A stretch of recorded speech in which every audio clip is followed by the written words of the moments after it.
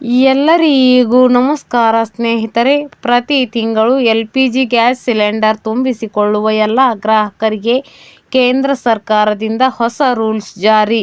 ನಿಮ್ಮ ಮನೆಯಲ್ಲಿ ಅಥವಾ ಹೋಟೆಲ್ಗಳಲ್ಲಿ ಯಾವುದೇ ಕಂಪನಿಯ ಅಂದರೆ ಭಾರತ್ ಗ್ಯಾಸ್ ಅಥವಾ HP ಗ್ಯಾಸ್ ಅಥವಾ ಇಂಡಿಯನ್ ಗ್ಯಾಸ್ ಹೀಗೆ ಯಾವುದೇ ಕಂಪನಿಯ LPG ಗ್ಯಾಸ್ ಬಳಕೆ ಮಾಡುತ್ತಿರುವ ಎಲ್ಲ ಗ್ರಾಹಕರಿಗೂ ಹೊಸ ರೂಲ್ಸ್ ಜಾರಿಗೆ ತಂದಿದ್ದು, ಪ್ರತಿಯೊಬ್ಬ ಗ್ರಾಹಕರು ತಮ್ಮದೇ ಈ ವಿಡಿಯೋವನ್ನು ಕೊನೆವರೆಗೂ ನೋಡಿ. ಪಶ್ಚಿಮ ಏಷ್ಯಾದಲ್ಲಿನ ಯುದ್ಧದ ಭೀತಿಯಿಂದಾಗಿ ದೇಶದಲ್ಲಿ LPG ಸಿಲಿಂಡರ್ಗಳ ಅಭಾವ ಉಂಟಾಗಬಹುದು ಎಂಬ ಆತಂಕದ ನಡುವೆಯೇ ಕೇಂದ್ರ ಸರ್ಕಾರ ಎಚ್ಚೆತ್ತುಕೊಂಡಿದೆ. ಅಡುಗೆ ಅನಿಲದ ಕೃತಕ ಅಭಾವ ಮತ್ತು ಕಾಳಸಂತೆಯನ್ನು ತಡೆಗಟ್ಟಲು ಇಂಧನ ಸಚಿವಾಲಯವು ಹೊಸ ಮಾರ್ಗಸೂಚಿಗಳನ್ನು ಹೊರಡಿಸಿದೆ. ಗ್ರಾಹಕರು ಗ್ಯಾಸ್ ಸಿಲಿಂಡರ್ಗಳನ್ನು ಅತಿಯಾಗಿ ದಾಸ್ತಾನು ಮಾಡುವುದನ್ನು ತಡೆಯುವುದು ಈ ಹೊಸ ನಿಯಮಗಳ ಮುಖ್ಯ ಉದ್ದೇಶವಾಗಿದೆ. 21 ದಿನಗಳ ನಿಯಮದಲ್ಲಿ ಬದಲಾವಣೆ. ಹೊಸ ಮಾರ್ಗಸೂಚಿಯ ಪ್ರಕಾರ 2 ಸಿಲಿಂಡರ್ಗಳ ಬುಕಿಂಗ್ಗಳ ನಡುವೆ ಕನಿಷ್ಠ ಅವಧಿಯನ್ನು ಈಗ 21 ದಿನಗಳಿಂದ 25 ದಿನಗಳವರೆಗೆ ಹೆಚ್ಚಿಸಲಾಗಿದೆ. ಅಂದರೆ ಒಂದು ಸಿಲಿಂಡರ್ ಬುಕ್ ಮಾಡಿದ ನಂತರ ಮತ್ತೊಂದು ಸಿಲಿಂಡರ್ ಬುಕ್ ಮಾಡಲು ಗ್ರಾಹಕರು ಕನಿಷ್ಠ 25 ದಿನಗಳ ಕಾಲ ಕಾಯಬೇಕಾಗುತ್ತದೆ.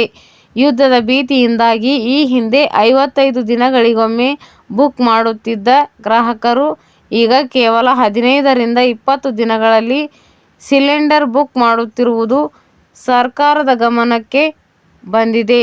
ಈ ರೀತಿಯ ಅನಗತ್ಯ ಬುಕಿಂಗ್ಗಳಿಂದ ಮಾರುಕಟ್ಟೆಯಲ್ಲಿ ತುರ್ತು ಅಗತ್ಯವಿರುವವರಿಗೆ ಸಿಲಿಂಡರ್ ಸಿಗದೆ ಅಭಾವ ಸೃಷ್ಟಿಯಾಗುತ್ತಿದೆ. ಇದನ್ನು ತಡೆಯಲು ಈ ಕಠಿಣ ಕ್ರಮ ಕೈಗೊಳ್ಳಲಾಗಿದೆ.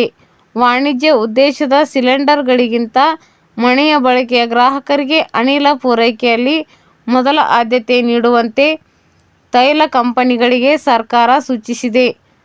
ಸಾಮಾನ್ಯ ಜನರ ನಡುವೆ ಮನೆಯಲ್ಲಿ ಅನಿಲದ ಕೊರತೆಯಾಗದಂತೆ ನೋಡಿಕೊಳ್ಳುವುದು ನಮ್ಮ ಮೊದಲ ಕರ್ತವ್ಯ ಎಂದು ಸರ್ಕಾರ ಸ್ಪಷ್ಟಪಡಿಸಿದೆ.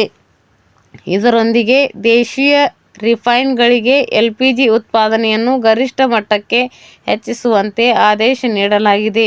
ಇರಾನ್ ಮತ್ತು ಇಸ್ರೇಲ್ ಸಂಘರ್ಷದಿಂದಾಗಿ ಮಧ್ಯಪ್ರಾಚ್ಯದಿಂದ ಅನಿಲ ಆಮದು ಮಾಡಿಕೊಳ್ಳುವಲ್ಲಿ ಉಂಟಾಗಬಹುದಾದ ವ್ಯತ್ಯಯವನ್ನು ಸರಿದೂಗಿಸಲು ಭಾರತ ಈಗ ಪರ್ಯಾಯ ಮಾರ್ಗಗಳನ್ನು ಹುಡುಕುತ್ತಿದೆ.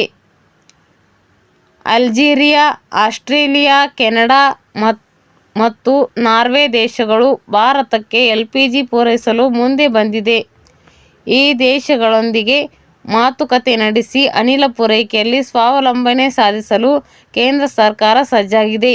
ಈ ಕ್ರಮದಿಂದಾಗಿ ಯುದ್ಧದ ಅವಧಿಯಲ್ಲಿಯೂ ಭಾರತದಲ್ಲಿ ಅನಿಲ ಕೊರತೆ ಉಂಟಾಗುವುದಿಲ್ಲ ಎಂಬ ಭರವಸೆಯನ್ನು ಸರ್ಕಾರ ನೀಡಿದೆ.